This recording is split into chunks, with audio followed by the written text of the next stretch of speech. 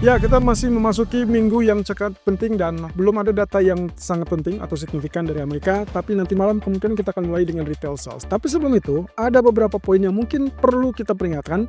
Ini kaitannya dengan kemenangan Takaichi kemarin, dampak terhadap yen ataupun bahkan Nikkei atau bahkan pasar global. Termasuk peringatan juga terkait dengan apa yang dilakukan oleh China baru-baru ini untuk masalah penekanannya pada US dollar. Ini di sana. Oke, faktor penggerak market yang pertama datang dari masalah efek dari kemenangan Takaichi. Seperti kita ketahui bahwa di hari Sabtu atau di hari Minggu kemarin, 8 Februari lebih tepatnya, terjadi pemilu cepat atau pemilu dadakan, snap election yang diselenggarakan atau diajukan oleh Takaichi guna untuk mengetahui apakah kebijakan pemerintah itu mendapatkan dukungan lebih resmi atau tidak. Dan hasilnya kita tahu 2/3 suara mayoritas itu jatuh ke tangan Takaichi, sehingga kita mendapatkan kepastian bahwa kebijakan dari pemerintah Takaichi kemungkinan akan segera berjalan. Nah, bagaimana dengan dampaknya? Apakah ini akan positif atau negatif? Bukan hanya kepada Nikkei, tapi juga terhadap yen. Nah, kondisi ini kalau Anda perhatikan dari beberapa hari yang lalu, yen sempat mengalami pelemahan tapi kemudian tergeser kembali ke area 155. Tentunya ini diakibatkan dengan kekhawatiran mungkin akan muncul intervensi atau sesuatu mirip seperti itu. Oke, yang kedua datang dari masalah China. Kali ini bukan terkait dengan perang dagangnya ataupun dengan peringatan-peringatan lain, tapi melainkan terkait dengan pengurangan kepemilikan obligasi Treasury Amerika. Ya, sepertinya kalau kita lihat ini ada indikasi ribut kembali dengan Amerika ya, tapi sebetulnya mereka mungkin lebih kepada risiko atau manajemen risiko terkait dengan posisi atau kondisi yang terjadi di Amerika. Ini kaitannya dengan kepemimpinan Trump yang dianggap mungkin selalu berubah-ubah dan akhirnya terdapat ketidakpastian terkait dengan politik dalam negeri. Oke, kemudian yang ketiga datang dari masalah tuduhan atau tudingan dari Inggris bahwa apa yang terjadi pada Inggris terutama inflasi itu diakibatkan tarif Trump yang sebetulnya datang lewat barang-barang yang diekspor dari Cina ke Inggris. Wah, ini cukup sulit ya. Kalau misalkan kita lihat dari apa yang terjadi, sebetulnya China sudah mengurangi tarif ke Amerika. Tapi di sisi lain ternyata terjadi sesuatu hal yang di luar dugaan. Justru beban semua itu dibebankan kepada negara-negara lain termasuk Inggris. Dan ini yang akan menjadi warning untuk kita semua. Mungkin saja kita akan melihat hal yang berbeda pada pound sterling. Dan mungkin juga ini dampaknya akan membuat Bank of England cenderung mempertimbangkan kembali apakah mereka layak untuk melakukan penurunan suku bunga atau tidak perlu sama sekali. Oke, kita lihat dari Jepang. Posisinya terkait dengan kemenangan pemilu kemarin berarti sangat jelas fiskal longgar on the way, on progress, dan akan segera meluncur dari pemerintahan Takaichi.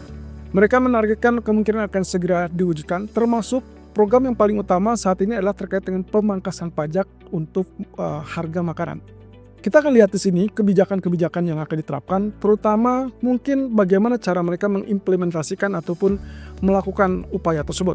Karena kalau kita lihat berarti ini identik dengan mengambil atau menarik utang baru, sehingga akhirnya kekhawatiran terbaru adalah kaitannya dengan fiscal discipline. Nah, ini pernah diperingatkan oleh Watanabe, mantan wakil menteri keuangan Jepang yang juga dikenal sebagai Mr. Yen, sehingga kalau misalkan lihat dari sini dampaknya mungkin lebih kepada medium ataupun bahkan long term, bukan lagi terkait dengan dampak sementara tapi long term, karena ini berkaitan dengan kebijakan selanjutnya yang akan dirasakan pada ekonomi Jepang. Nah, di sisi lain, stimulus ini justru ditujukan untuk mendorong atau katakanlah merangsang pertumbuhan ekonomi Jepang. Sesuatu hal yang agak sedikit berbeda dengan yang dilakukan oleh bank sentral, tapi kurang lebih bagannya akan seperti ini, teman-teman. Dampaknya yang kita lihat di sini adalah bagaimana dan risiko apa yang bisa terjadi. Oke, kita lihat. Yang pertama, kalau misalkan Takaichi sudah mengikrarkan akan melakukan stimulus fiskal yang relatif lebih longgar untuk menopang ekonomi, tujuan dia adalah terkait dengan ya mungkin dilakukan dengan cara pemangkasan pajak terkait dengan makanan, kemudian juga terkait dengan infrastruktur spending atau pengeluaran untuk infrastruktur. Tujuan utama ini nantinya berujung kepada pertumbuhan ekonomi. Kita lihat di bagian bawah itu adalah dampak positif yang bisa dihasilkan kalau memang ini bisa terwujud dengan dana fiskal yang besar dan cukup longgar.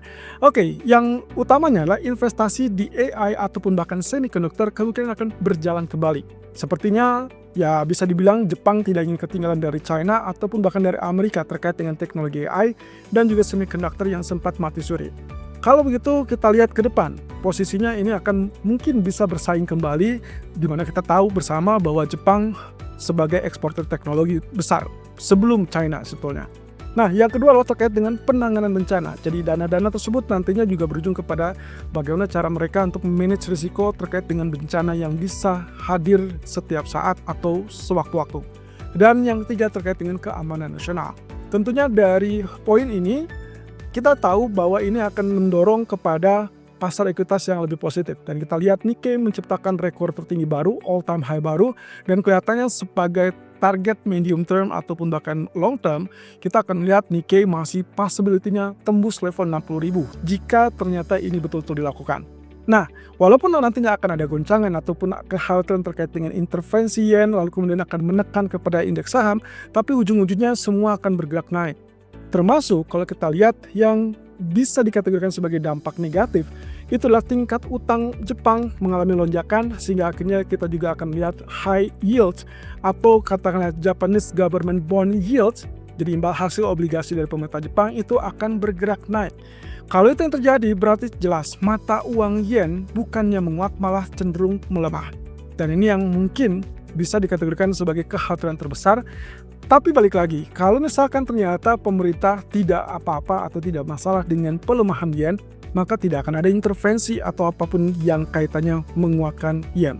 Tapi kalau misalkan mereka khawatir, seperti yang dilakukan oleh BOJ, khawatir dengan pelemahan yen lebih lanjut, maka mereka akan lakukan atau siapkan metode ataupun skema intervensi, atau mungkin mereka juga di sisi lain akan mengizinkan Jepang atau BOJ, dalam hal ini Bank Sentral, untuk melakukan kembali kenaikan suku bunga.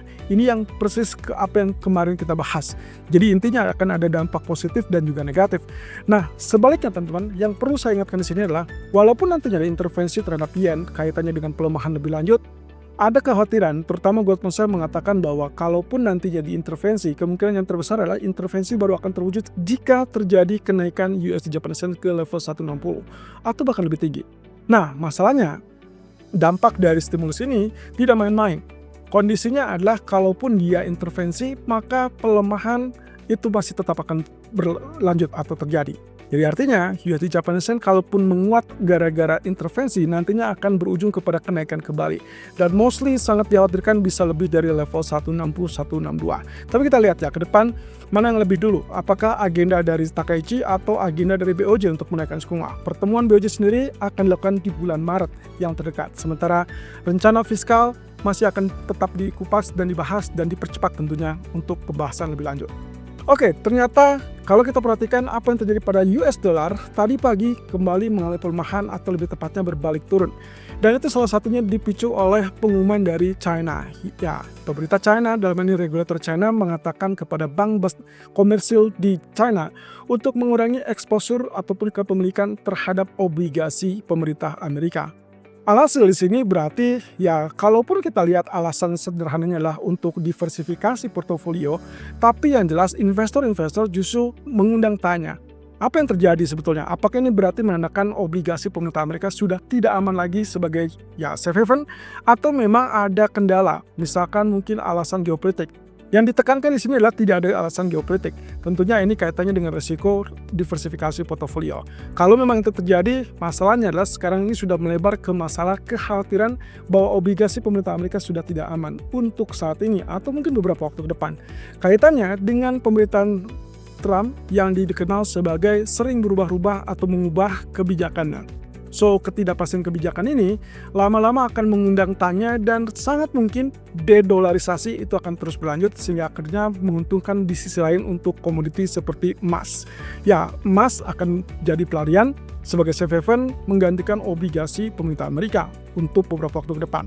Terlebih lagi dengan pelemahan US dollar dan juga sangat mungkin imbal hasil treasury Amerika juga mengalami penurunan dan ditambah lagi dengan tekanan dari apa yang dilakukan oleh pemerintah Takaichi di Jepang, kemungkinan kita akan dapatkan beberapa tekanan untuk US dollar ke depan. So, kira-kira apakah ini akan menyebabkan beberapa indeks saham akan mengalami penurunan atau kita akan melihat indeks saham tetap survive ditambah dengan kenaikan dari pasar komoditi. Yang jelas kalau misalkan terjadi all about US di semua dilepas atau di sell, maka kemungkinan yang akan berdampak adalah obligasi, lalu kemudian juga US dollar, dan tentunya pasar saham Amerika.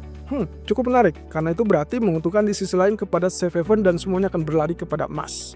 Nah, di sisi lain yang akan kita lihat dari Inggris adalah tuduhan atau tudingan dari Catherine Lan. Pejabat BOE mengatakan bahwa apa yang terjadi pada Inggris, terutama inflasi, itu ada kontribusi dari tarif Trump.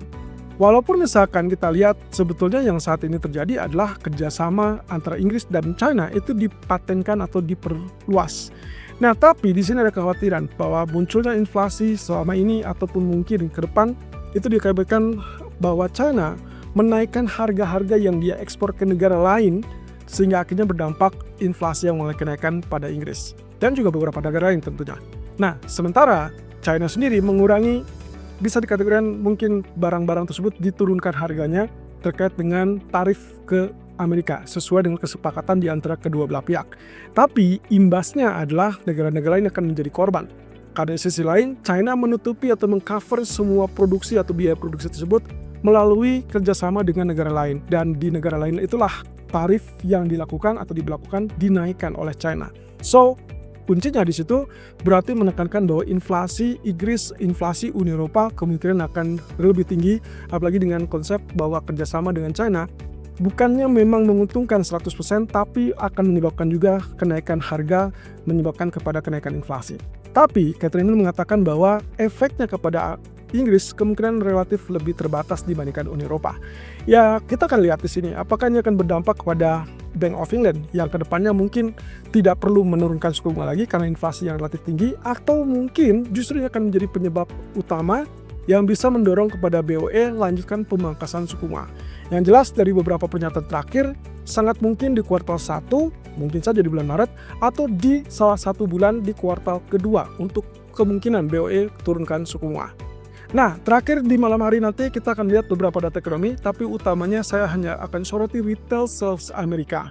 Oke, retail sales saat ini diperkirakan turun ke 0,4%, baik itu utama ataupun core retail sales. Dampaknya adalah kalau misalnya kita lihat datanya relatif lebih rendah, kita akan dapatkan emas akan kembali naik, saham mungkin ikut mengalami kenaikan karena berarti data yang lemah itu mendorong kepada ekspektasi penurunan suku bunga. Walaupun dengan catatan teman-teman, fokus utama pasar bukan ke retail sales-nya, tapi melainkan kepada data tenaga kerja yang baru akan muncul besok malam dan juga inflasi yang akan muncul di hari Jumat. Tapi tidak apa-apa, data nanti malam kecenderungannya bagi saya inilah pemanasan untuk melihat kira-kira apakah daya beli atau konsumsi di warga Amerika tersebut relatif pulih atau masih solidkah atau justru mulai melempem atau melemah. Yang jelas dolar akan sangat berpengaruh dan sangat sensitif pada data nanti malam.